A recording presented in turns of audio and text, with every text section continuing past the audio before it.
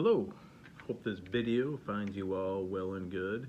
Welcome back to Amputee University. I really hope you're enjoying this channel, and I wanted to get into a little bit of my background, kind of where I came from, how I got here, and maybe why I'm doing this channel. To start, I grew up in central New York area, Herkimer County to be more specific, kind of a rural small town environment. I had a pretty typical childhood. I was, grew up playing outdoors all the time, fishing, playing with neighborhood kids, etc. I'm just gonna quickly go through this. Again, at 9 years old, up until that point, I had a pretty typical life. That's when I was diagnosed with cancer and lost my leg. And obviously I was dealing with those changes then, but from there, I grew up in a household of 4 kids, 2 adults, so 6 people altogether. And I kind of wanted to make this video because if you look at where I'm at right now, you probably wouldn't know that I kind of had a rough beginning. So at 9 years old, I was dealing with cancer. Throughout this time period, my father dealt with alcoholism, which had a pretty significant impact on the family. Things were kind of up and down. It'd be good for a little while and then bad. And but both of my parents were college educated. My mother was a nurse. My father was trained to be an engineer, but he lost his job in the early 70s. Although he did something very cool. He worked on Apollo 11. And if you look at my basement, I was able to hang on to his Apollo 11 engineering certificate. I have it in my wall in my basement. So that was cool, but my father lost a job and he was in and out of work. My mother was primarily kind of keeping things together. So I grew up in, somewhat tough times. I mean, it definitely wasn't well-to-do. It wasn't even solid middle class, I would say. It was more lower middle class, just everything in culmination for many years. Eventually, my father was able to work for the state prison system, as my mother did, and things kind of, at least financially, stabled out. But I was always like a, blue collar, like middle class type kid growing up, and I knew from a young age I'd have to work for everything, and nothing was going to be given to me. So from there, I went through high school. Typical, other than the fact that I had a prosthetic leg and dealing with the mental, emotional stuff with that, and dating, and it's just it is what it is. But anyway, I get to college. I think I want to pursue a health science degree, in the thoughts of pursuing a career in prosthetics. I go through my 4 years there. Then this is abbreviated version of what happened there. There is a gentleman I want to talk about that I met there that is very cool. This guy up on the wall, number 91, Arkell Truluck, but that's down the road. But superhuman being. Anyhow, I graduate Cortland State. I do an internship in prosthetics and realize I don't like it at all, partly because of the people I worked with, partly because I just, the work wasn't what I wanted it to be. It was kind of cutthroat, strangely enough. Like, you think everyone would be there, like, helping each other. Like, not really. It was kind of weird. I was thrown under the bus a bunch of times while making prosthetic limbs, and it was just weird. So I got out of that. I spent a little bit of time figuring it out. Now, during this time, my parents aren't helping me out at all. I'm, like, poor, and, I'm just struggling to get by. This is in my early 20s. Eventually, I'm just working odd jobs, figuring things out, and eventually, a bunch of my friends were teachers. I worked at summer camp for many years. I'm like, maybe a natural fit for me is teaching. So in 1999-ish, 2000, I went back for a master's degree in teaching at Lemoyne College in Syracuse, New York. Got a master's degree in teaching, landed a job in teaching. A little bit previous to this is where I met my wife at Lemoyne College, a great lady. And so we settled down in the Syracuse area, raised a family. We have 2 kids. and we're living our life. I think I have a fairly typical life now.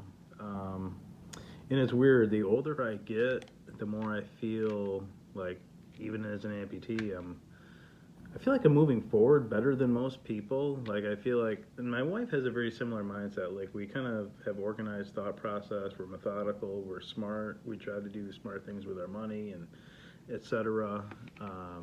And I reflect now at 46, and I'm like, wow. Whatever I did, I'm pretty far ahead of the game. I'm much further ahead than a lot of other people of a similar age bracket, able-bodied or otherwise. I mean, our house is paid off. We have a nice pool. I bought a Mustang, which I love. Just these little things. I don't have a ton of extra money, but you know what I'm saying? Like, I feel like we're able to create a nice life for ourselves. So, that kind of leads me into why I'm doing this channel.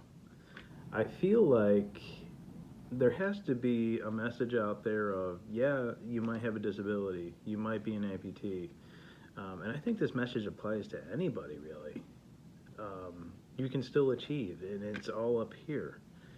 You have to believe you can do it. You have to set up a game plan that you can do it. In many ways, I talk about this often, there's so much politically right now about who's disadvantaged, who doesn't have the same opportunities, etc. I feel like, honestly, if you're an amputee or if you're of minority status, I'm also Latino. I feel like the fact that I'm Latino and an amputee is actually an advantage. I can go to an employer, go to the interview, as long as I'm professionally qualified, and pitch this. I could say, I have a Latino background. I feel like I bring diversity to this business or school or organization. In addition to that, I'm also an amputee. So, here you go. You have a person with a disability achieving and accomplishing what an able-bodied person does. I think that represents the company well. I think it shows whoever the clientele is there that, I can do an equal job as anybody else, and it kind of opens people's eyes. And I think most people bite on that. I think most employers are going to be like, wow, this guy, he means what he says, and I believe in him, and I can bring him in, and he's right. I mean, it can bring diversity to the organization. So, the reason I'm doing this channel is to kind of show other people who may not believe it yet that, their tragedy might actually be a gift in a sense. I feel like many things fell into place for me almost because, or maybe because, I lost my leg. I don't think I would have the life right now if I didn't lose my leg. The people I met through organizations that I got involved with because I had cancer or because I became an amputee, I wouldn't trade that for anything. This guy back here I met, and it's not necessarily because I lost my leg, but it's all part of the path. The most influential person I ever met was Jim McLaren. I became friends with him. If you know anything about Jim McLaren, he's, in my opinion, the biggest and best amputee legend of all time. This guy in the 1980s set the world record for the New York City Marathon and the Ironman in Kona as an amputee. He was finishing top third of all people in that race with the old technology. There were no blades back then. I can't imagine what he would do now if he was able to run and compete now as he was in the 1980s with the technology we have with blade technology and socket technology. He'd be blowing it out of the water. So, I just want to emphasize that message as I move forward. Everything I say, I believe, I do, and I want you to maybe understand it a little bit better and incorporate these philosophies into your life so you also can achieve the successful life you want. And that's a different definition for everybody, what success is. Like, I was looking at a guy's Instagram today from Norway. He's a beautiful family, has 2 young boys, and he just lives a simple life in Norway. But if you know anything about Norway, it's very, almost majestic. I'm sure the climate's difficult, but, he was posting these pictures of crabbing and getting lobsters with his family on a boat. I'm like, this guy has it figured out. Like, he's just happy and he's living his life. He's where he wants to be. And that's what I want for you guys. I don't want to be an entertainer. I don't want to be part of a circus show. I want to help you guys move forward. So I'm going to end there. In the future, I definitely want to speak about Jim McLaren and what he has done. And he has a very important message. He left this earth far too soon. I feel like his message was never completed because he had a lot of health issues at the end. But part of my mission is to continue his message, which, after I explain it to you, you might see as valuable as well. Anyway, like if you like, subscribe please, and I will talk to you next time. Later.